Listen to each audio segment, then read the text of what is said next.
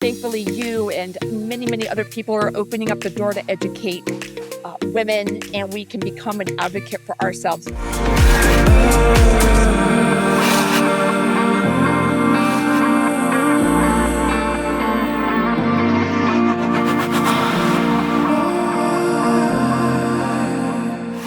Welcome to the Pretty Profit Podcast, where beauty, business, and big results collide.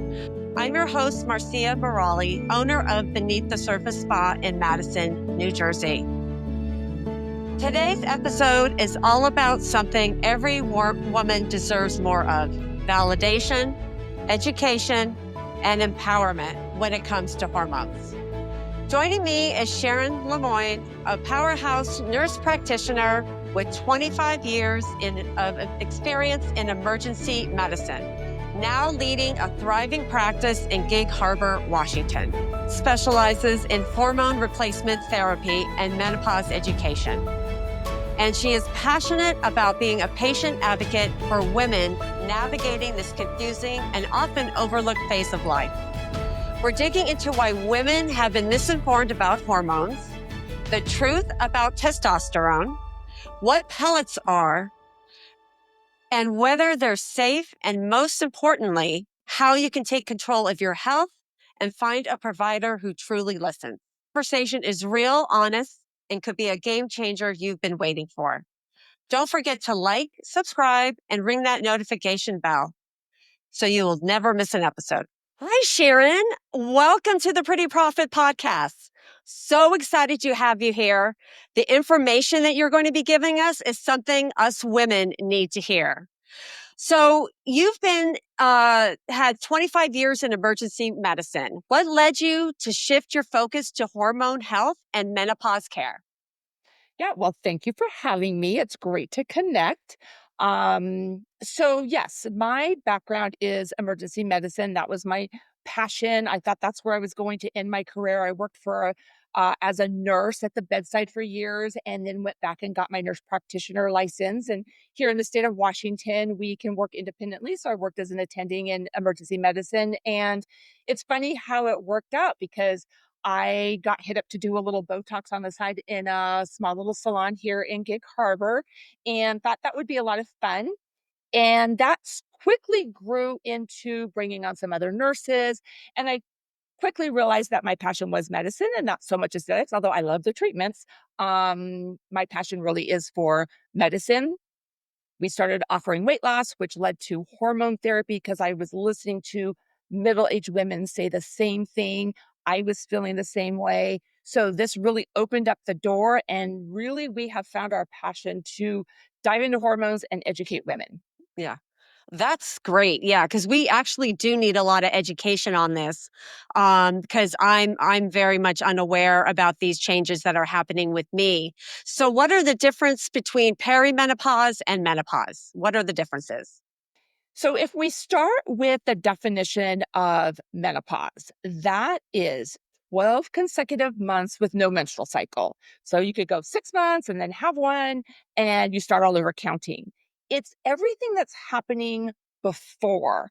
Signs and symptoms of perimenopause can start up to 10 years prior to actually reaching menopause, right? So when we are even as early as mid 30s, we can start feeling off, and it might be fatigue or sleep issues, bloating, weight gain, just all these typical signs that we're like, something is off. And we go to our doctor. We think maybe it's a low thyroid, which it could be.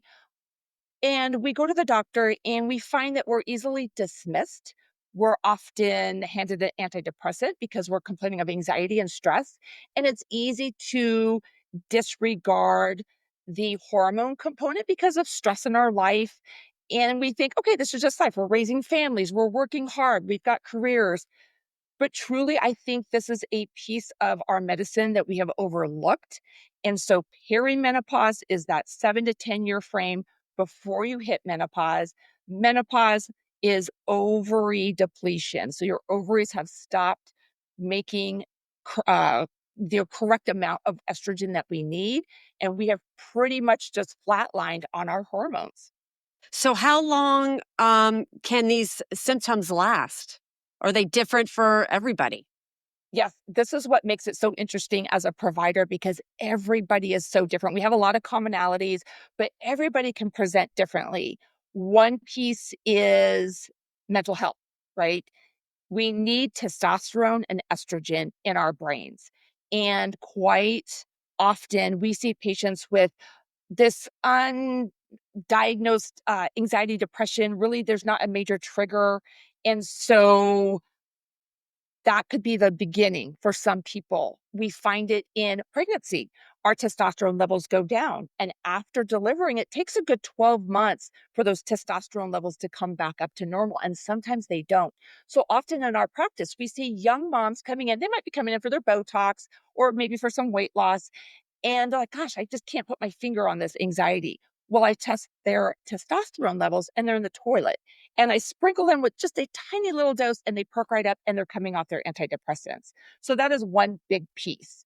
The other symptoms could be a multitude of things: joint pain, irritability, weight gain, hot flashes, which are always we think, oh, that's menopause. But only 20% of patients actually experience hot flashes in menopause. There's so many other uh, different symptoms that overlie vitamin deficiencies, thyroid issues. So it can be very complex. Everybody's different, but typically that 7 to 10 years of symptoms before menopause is what we see. And then people say, oh, I got through menopause. You didn't get through it, you're in it.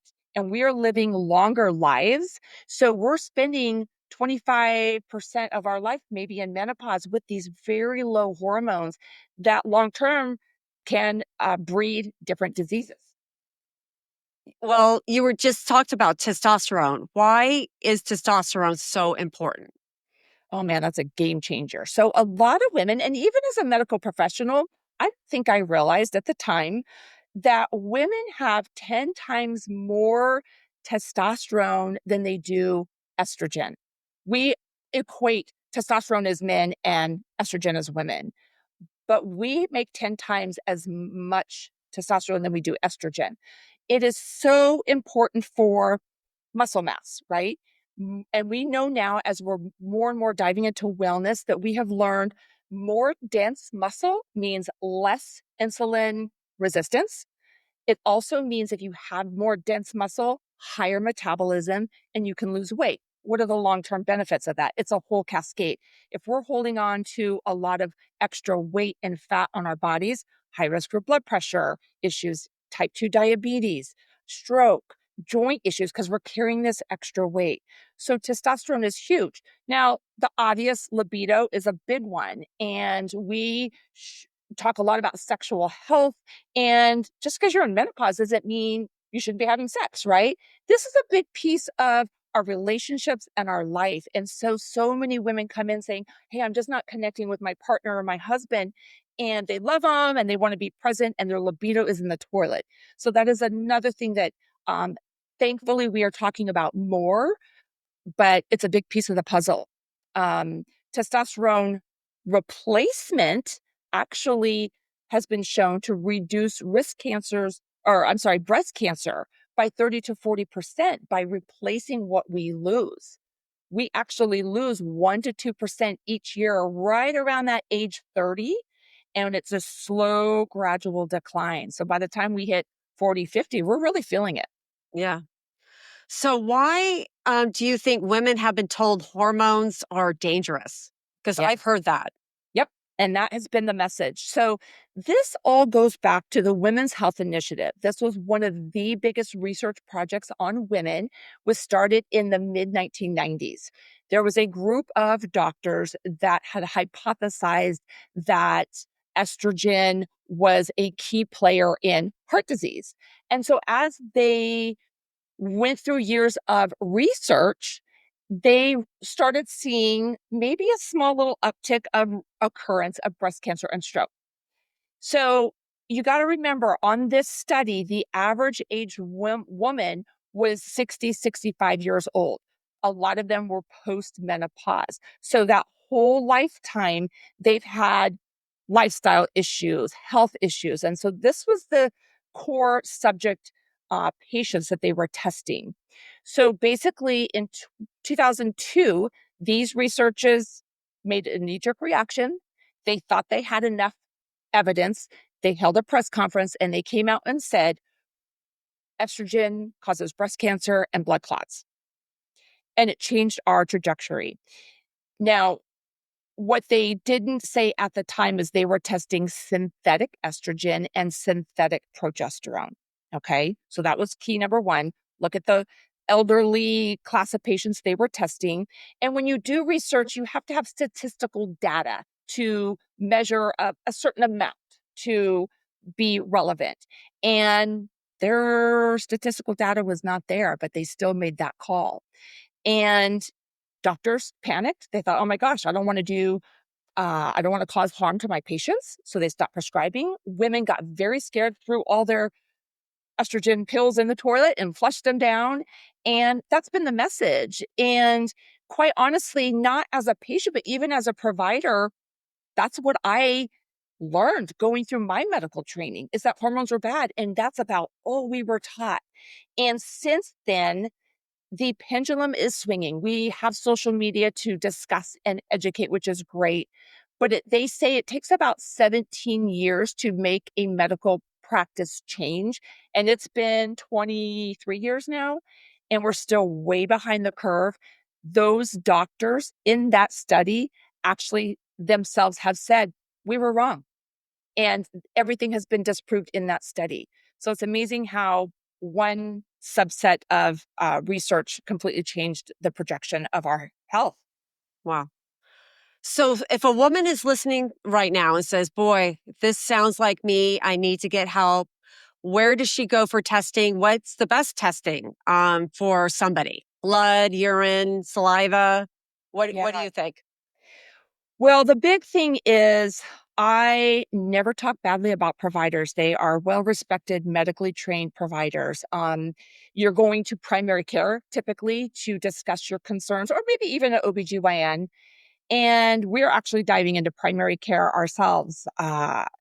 So you have to find a provider that is trained on hormones and has opened up that mindset to think outside of that traditional box and really seek out the information of hormones and the benefits of treating women and men too. So I would say do your research. There is the Menopause Society, there is Ishwish. That is a website where you can go and look for providers that are menopause trained. I personally use a company called BioT. They are great in menopause education. They're known for various types of hormone replacement to include pellets. And you can go online and say, hey, I need a BioT provider in my area, and know when you're walking in, they've been trained and they will validate exactly how you say. So they initially should start with blood work and check everything, not just estrogen, but a full sex hormone panel, estrogen, FSH, your follicle stimulating hormone, total testosterone, free testosterone, sex hormone binding globulin. You got to put that whole picture together. And in addition, they should be checking thyroid and vitamin deficiencies as well as basic metabolic panels. So say they go through all of that, they get their labs back, and they say that you're in the normal range, but they are not feeling normal. What happens? What can we do from there? That's so common. And that's really where, thankfully, you and many, many other people are opening up the door to educate women, and we can become an advocate for ourselves. Number one, when you walk into a doctor's office and you say, I'm not right, somebody better be listening to you, or that's not your person. I don't care what it's for. You know your body. Now, sometimes we can be a little off, or we'll like Google something and think we've got it all figured out medically, right? Yeah. But you have to be validated in how you feel. That is number one. If you're going to somebody trained in menopause care, hormone replacement, that should not be an issue. So that's going to be the biggest, um, probably the biggest thing is knowing that you're in the right space with the right provider that's going to offer you treatment. So when we talk about treatment, yes, we need estrogen. we also need testosterone. And then the third one is progesterone.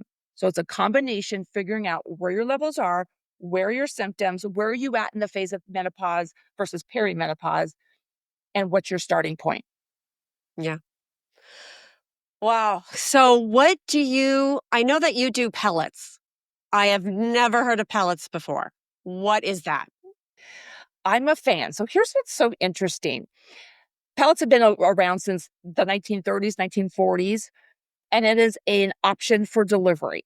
So if we go back just a little bit, there's creams, there's patches, right? We have to look at absorption. So we had talked a little bit, like you said earlier, what do you do when your doctor says everything is normal? Well, I tell my patients when they sit down for a consultation, we're going to check blood work. And we're looking at what does lab say is normal. They get those ranges by testing thousands of healthy patients. And they say, okay, where are the numbers falling? And they say, okay, well, this is the average. So we're going to say this is normal. So then we look at the research, and it says that if we get your levels from a lab value to a therapeutic level, symptom relief, long term health benefits, right? So we have to look at each person individually and what the right option of treatment is. So, an oral medication, again, bioidentical, synthetic. Synthetic are the ones that they were a little questionable on health issues. Bioidentical means it matches how it naturally occurs in your body. That chemical makeup matches. And a lot of times they can be compounded to be specific on dosing for that person. Oral medications, it has to go through the GI tract, metabolize through the liver. What's left? About 50% to absorb. Patches, creams, they work great for symptom relief, and there's definitely a place for those. But absorption rates to get those systemic levels up can be minimal. But again, they work great for some people. And again, the big message right now is vaginal estrogen. Every woman, every mother, every sister, aunt, everybody should be on it for vaginal health and recurrent UTI. So it has a place. But in addition, there's a pellet, and it looks like a little grain of rice, and they come in all different doses, both testosterone and estrogen. They go under the skin in the subcutaneous fat and make a tiny, tiny little incision. They go right under the skin, and they last 3 to 5 months. So number one, it's very convenient. You don't have to remember to do it every day. It is actually absorbed more on a natural path that you normally would, how it would normally occur, right? So it's released on demand. So it does allow to get those systemic levels up. Now, we don't want to go super high, and there is a lot of naysayers out there about pellets. You're getting your patients too high or it's too invasive. And I would just say that when I have my patients coming back in the office every single day in tears because they're so grateful that they got their life back, I'm going to say that pellet was the right thing for them. Now, there are people out there that aren't being very careful and watching blood work. So we check blood work before and I check blood work 6 weeks later because I want to know, how did you respond? Did we hit the bullseye? Do we need to go up or down a little bit? But for the most part, pellets is a valid option, and I just want to clarify that because there's a lot of negative talk about it, but definitely a valid option among other options. So you have a lot of choices for treatment. Yeah. Can you get because it sounds like it's time released when it's in your body. Can you feel the pellet under your skin? It depends. So I have some very, very thin patients, men specifically, because they get quite a few more pellets because their testosterone doses are a lot higher than women. You can have a little bit of localized swelling for that first week. And so you shouldn't feel the pellet, but you can feel maybe a little bit of a lump. And that will go down over time. For most women, we don't even, for women, we got a little padding back there. So that's good. We want that. And they just go in like butter and it's great. So you really shouldn't feel it. But somebody super, super thin, if they go a little too superficial and we want it down in that fat layer, you really shouldn't feel anything. I've really not had too many complaints. So, of course, being in the spa industry, can you get massaged with that pellet? That's a great question. Yes. Usually we say that first week after pellets, the the precautions are obviously you can't soak in a hot tub or a pool because you've got that tiny little incision. And then if you're working out, I got my moms and my ladies that work out every single day. We say don't do a lot of lower body exercises or glute exercises about a week because you don't want that muscle to contract and push the pellet out. We want it to sit right there. So, yes, you can have a massage. I would just say if it's within that first week or two, just kind of stay away from that area. But other than that, really, you should have no restrictions. So, and there's other ways that you could get hormones as well, and like through a compound pharmacist. What is a difference between like a compound pharmacist and a regular, pharmacy? So, for women that I can prescribe estrogen, whether it's patch oral medication or vaginal cream, we can get that through a typical retail pharmacy. And a lot of times insurance will cover that, which is great. When it comes to testosterone for women, number one, it is not FDA approved. The only way your insurance will cover testosterone for a female is if you're transitioning to male. And there is definitely that is a that's a hot topic because the need for testosterone in women is so huge. So we are opting to go to compounding pharmacies to again give that specific dose because the one size does not fit all. So we can go to compounding, they can make that exact dose, whether it's a topical cream, pellet, and so forth. And those are very valid compounding. Make sure it's a good compounding pharmacy. There's a good handful in our country that are very reputable. So I would just say use a reputable pharmacy. Okay.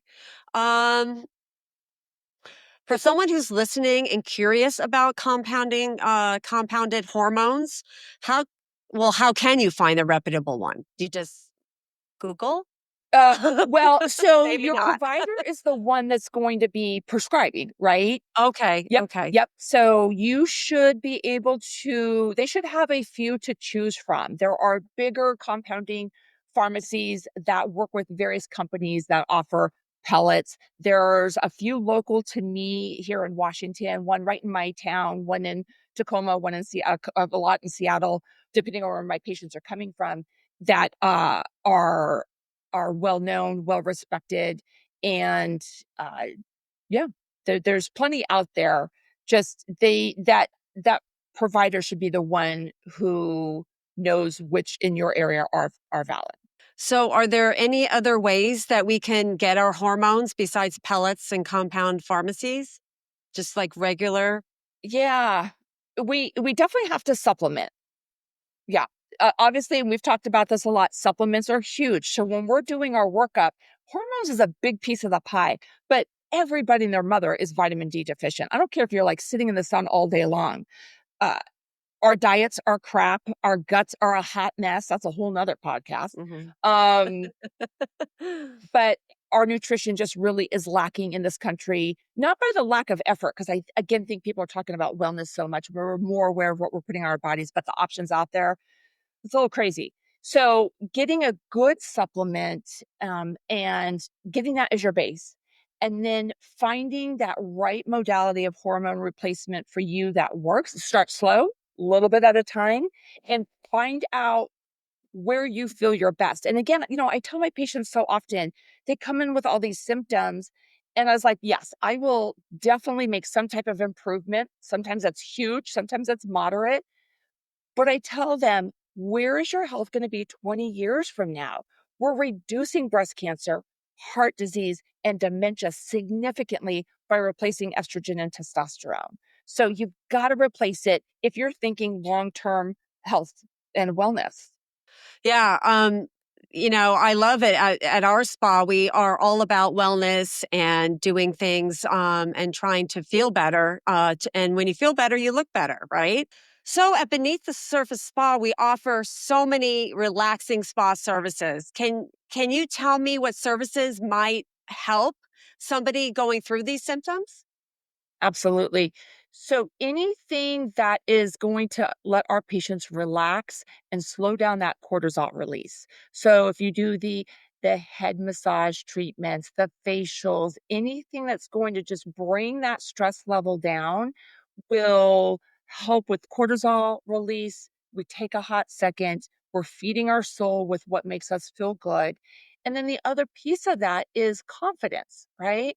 That's what I got into aesthetics. Any little tweaks that we can do that make us feel confident about ourselves, we're going to feel more motivated to take care of our health. So it does come full circle.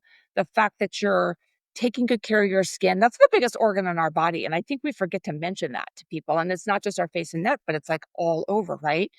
Uh, Taking the time to look at the health of our skin, to take the time to relax and take a hot minute to reduce the cortisol levels. Anything we do that makes us feel good, by all means, 100% go for it. So, how are women's lives being impacted by feeling this way and being hormone deficient? So there's lots of studies, lots of research. Hopefully, we'll be having more.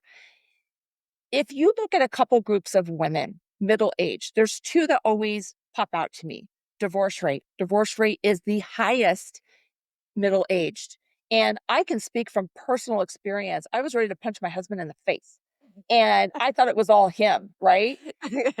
And I had a hysterectomy, ovaries were gone. I was never put on any hormones. Actually, I was given a patch and I didn't really do much. And when I optimized my hormones, and I'm like, oh, damn, I think this was me, not him, right?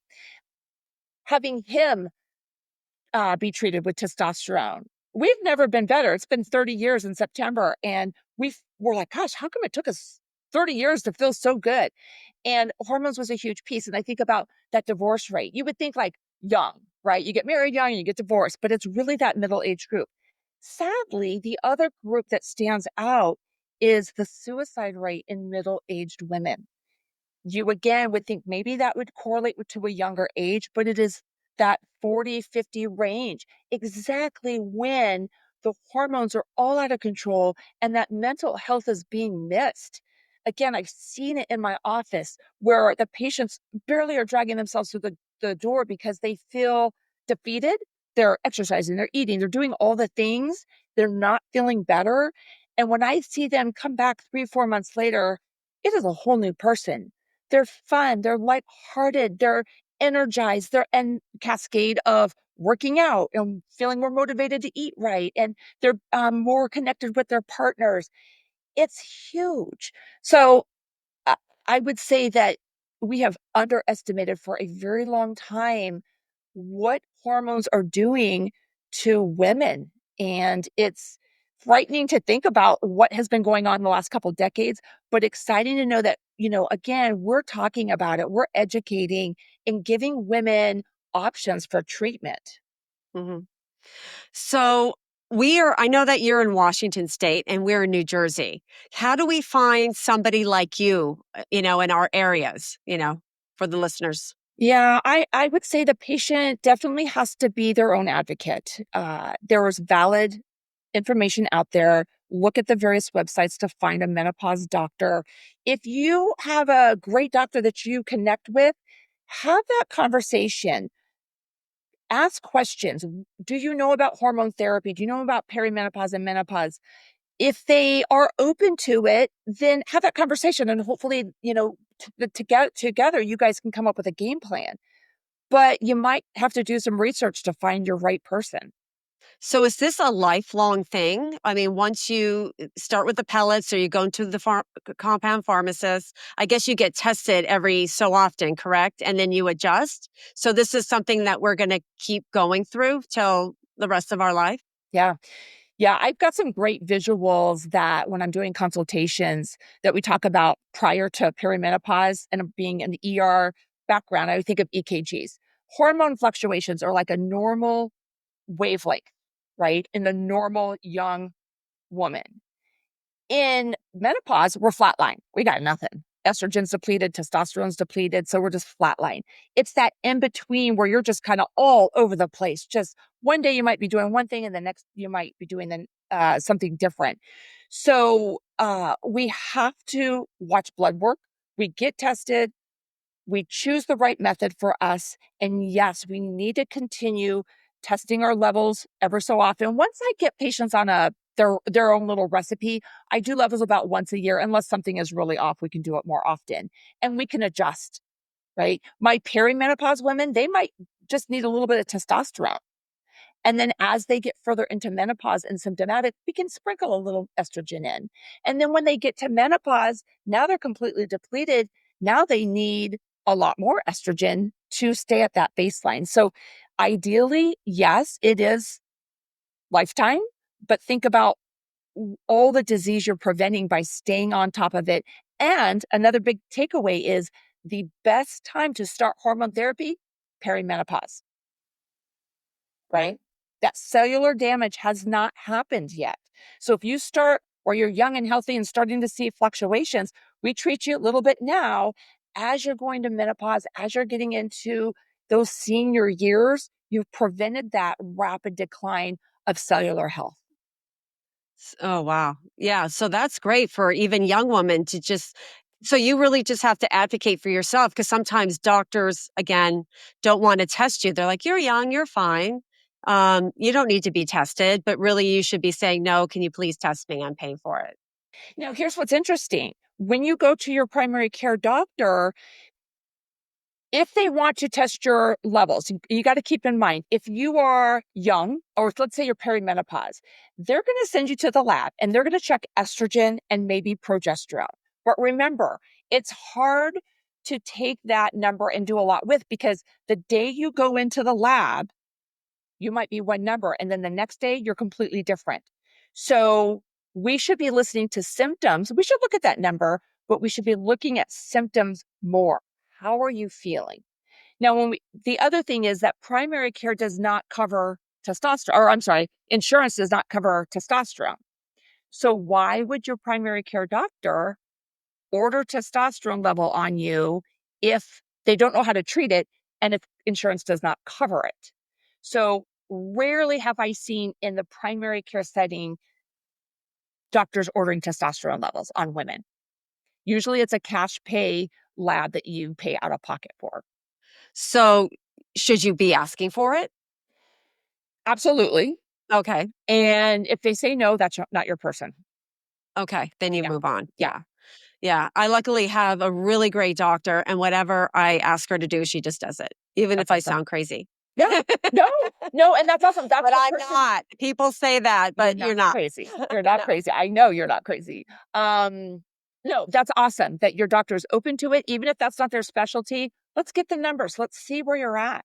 There are specific symptoms for low testosterone and low estrogen. And that testosterone piece, night sweats, anxiety, weight gain, low libido, right? If you're hitting all the marks, let's talk about that. Let's test you and look at options. So I'm just going to reiterate. So testosterone, so you're gaining weight. So you combat that with testosterone.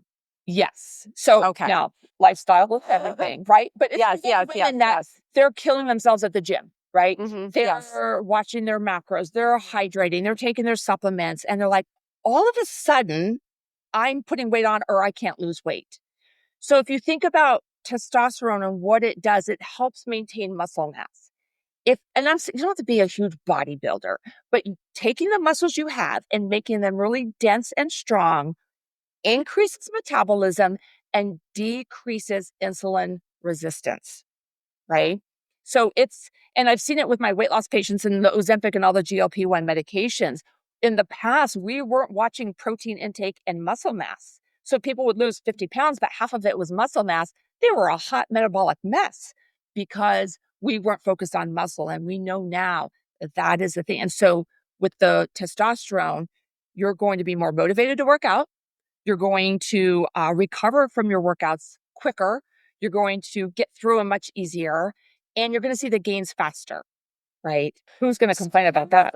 I know, right? I know that you talk about this and speak. So when is your next function and where? Yeah. I don't have one at the moment because I've put that on pause for just a hot second, because we have been started with aesthetics. Now we went into wellness.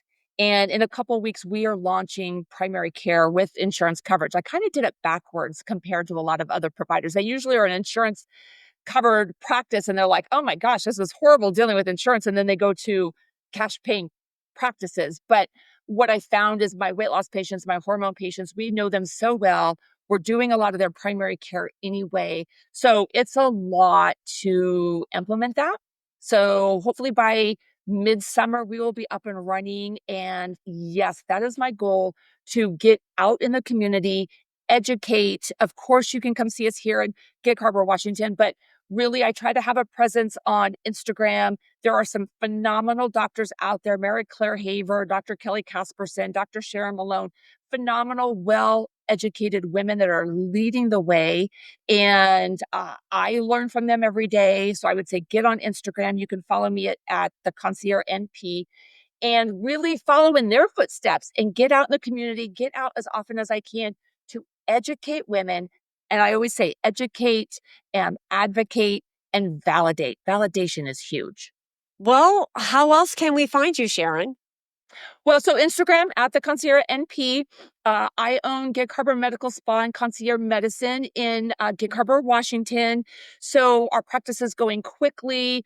We are bringing in new nurse practitioners. I hope to bring another one in next year, but I've got a phenomenal nurse practitioner, Carla Miller. She is also on Instagram, and really just leading the pack in hormone wellness in our community has been tremendous. And any way that I can offer my education and my experience through podcasts, through public speaking, I'm old school. I'm old, right? I love like people, and I love seeing people face to face. That's like, You're not old. I'm, but yes.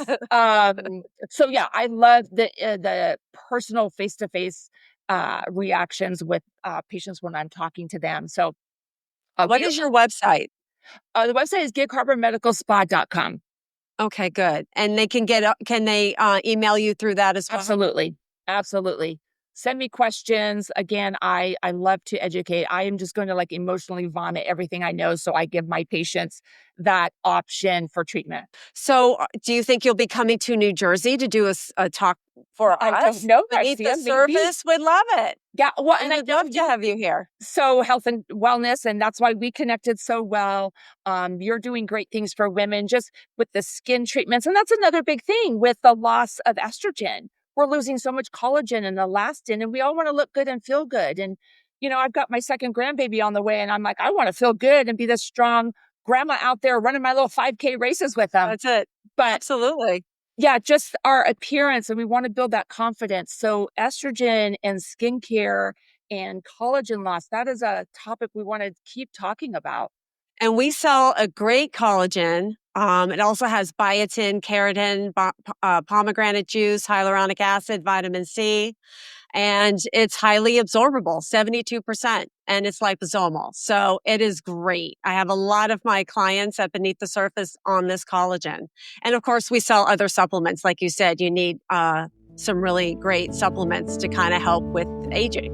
Yeah. Well, and two, you're selling a good quality product. That's the thing I tell my patients. A lot of the stuff over the counter has fillers. You take a bunch of vitamins, you feel nauseous. That's because of all the fillers in them. And then you've just made expensive urine because you're peeing it all out. You want something good quality like you're offering that you can absorb and that you're really going to feel those effects. Yeah, that's exactly it. Wow, what an incredible and empowering conversation, Sharon. Thank you so much for tuning in. If you found value in today's episode, share it with a friend, drop a comment, and let us know your biggest takeaway. And if you're ready to feel supported on your wellness journey, don't wait, start asking questions. To research and seek out providers who truly listen. Don't forget to like, subscribe, and ring that notification bell so you never miss an episode.